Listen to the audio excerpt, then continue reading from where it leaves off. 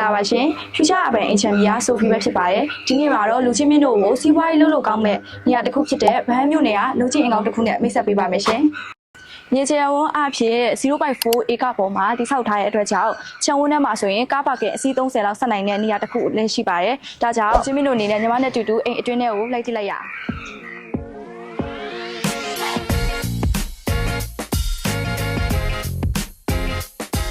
အိမ်ရဲ့အောက်ထပ်မှာလည်းဟောတိုင်တစ်ခန်းပါဝင်တာကြောင့် meeting room မဲ့လုံးလားရုံးခန်းမဲ့လုံးလားအသင့်အသုံးပြုလို့ရတဲ့အခန်းတွေပဲဖြစ်ပါတယ်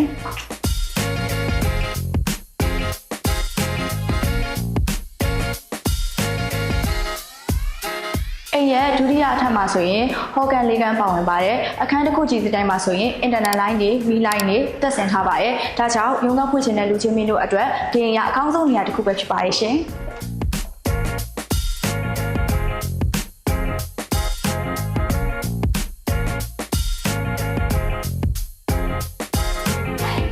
ချံဝန်းထဲမှာ RC တိုက်နှလုံးပါတဲ့အပြင်အခန်းကျယ်ကြီးအများကြီးရှိတဲ့အိမ်လေးကိုတော့တစ်လလည်ငှားရမ်းက320ကျပ်ခေါ်ယူထားပါတယ်ရှင်။